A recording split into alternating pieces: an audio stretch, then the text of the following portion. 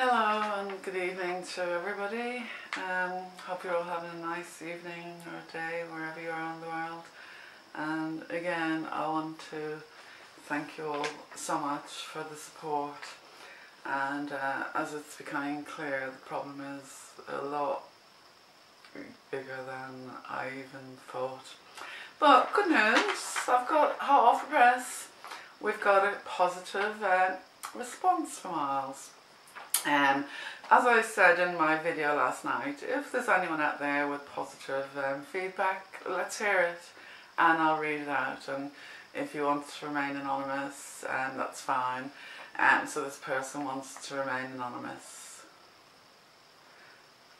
We'll see.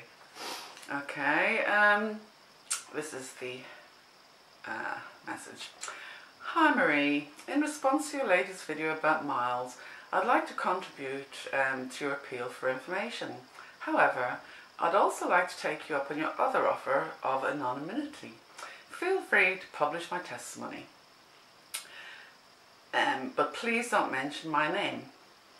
I have had many positive experiences with Miles Johnston. I am male, so I know my perspective is different and he will treat me differently. I feel a lot of warmth from him and he has been very generous and caring to me and many other people. He has created some truly inspiring events and a large community of like-minded people have grown up around the YouTube channel and conference circuit he has organised. I love being a part of that. It has given me a lot of inspiration and support. His information and the people he interviews vary from very good to very bad. However, he is also moody and can sometimes transform in a very short space of time to become somebody difficult to work with or relate to personally. He has occasionally blamed me for problems caused by random misfortune, technical breakdowns or even mistakes he has made, and I have told him so.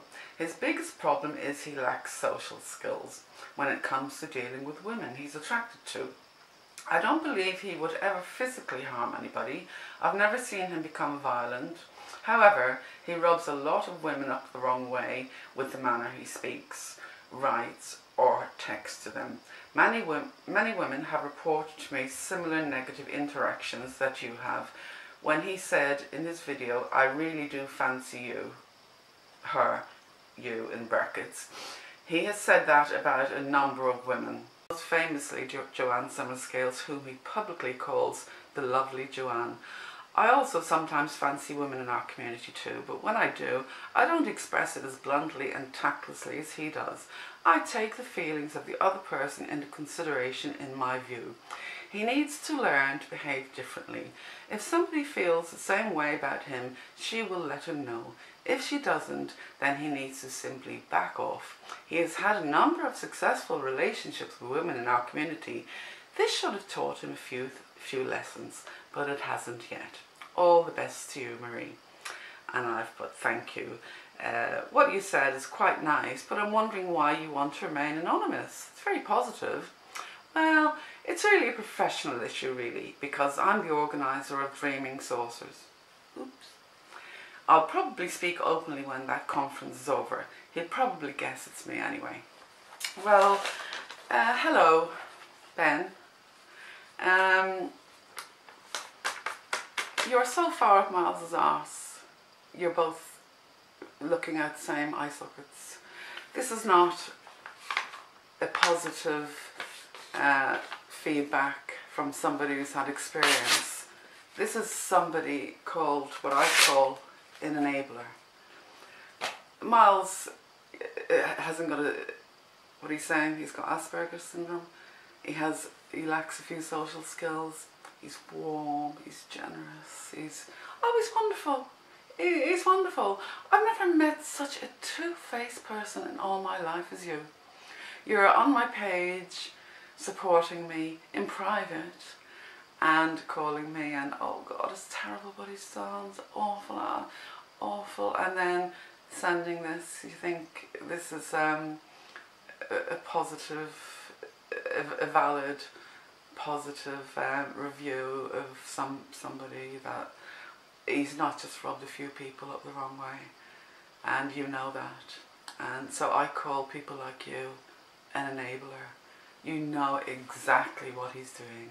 You know exactly what he's done to several, mostly women. And you know what's being said. So that fence you're on up there, for such a big guy, it's collapsing. You need to get off that fence.